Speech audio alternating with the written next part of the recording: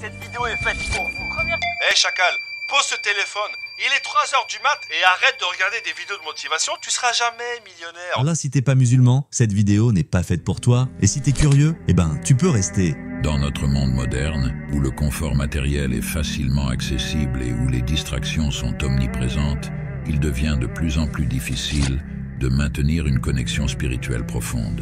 Les smartphones, les réseaux sociaux et la télé-réalité nous bombardent constamment d'images idéalisées et filtrées, créant un mirage de perfection qui peut nous éloigner de notre foi et de notre adoration.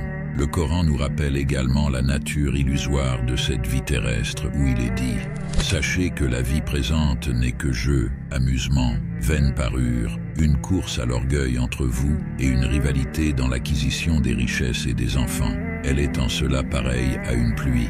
La végétation qui en vient émerveille les cultivateurs, puis elle se fane et tu la vois donc jaunie. Ensuite, elle devient des débris. Et dans l'au-delà, il y a un dur châtiment, et aussi pardon et agrément d'Allah. Et la vie présente n'est que jouissance trompeuse. » Ces paroles nous rappellent que la vie ici-bas est temporaire et trompeuse, comme un mirage qui peut éblouir, mais qui n'offre pas de substance réelle.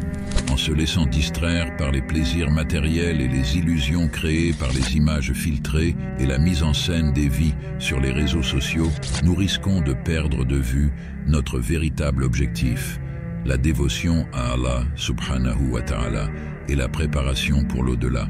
Le prophète sallallahu alayhi wa sallam a dit « Ce monde est la prison du croyant et le paradis du mécréant ».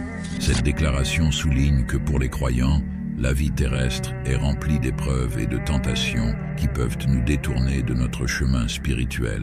Les images filtrées et les mises en scène des réseaux sociaux créent une réalité artificielle qui peut nous faire oublier l'importance de notre foi et de notre dévotion envers Allah subhanahu wa ta'ala. Le prophète sallallahu alayhi wa sallam a également averti en ces termes « La richesse n'est pas l'abondance de biens, la vraie richesse est celle de l'âme ». Cette sagesse nous rappelle que la véritable satisfaction ne vient pas de l'accumulation de biens matériels, mais de la paix intérieure et de la connexion spirituelle avec Allah subhanahu wa ta'ala. Alors, bien que le confort matériel et les distractions modernes soient des facteurs majeurs de la perte de foi et d'adoration, l'afflux d'images idéalisées et filtrées contribue également à cette réalité. En se rappelant les enseignements du prophète sallallahu alayhi wa sallam et du Coran, nous pouvons recentrer nos vies sur ce qui est véritablement important, notre foi en Allah subhanahu wa ta'ala et notre préparation pour l'éternité.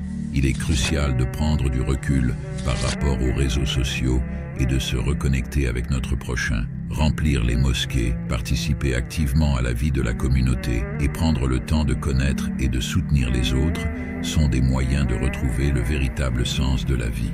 Le prophète sallallahu alayhi wa sallam a dit « Aucun de vous ne sera croyant jusqu'à ce qu'il aime pour son frère ce qu'il aime pour lui-même ». Ce hadith nous rappelle l'importance de la solidarité et de l'amour fraternel.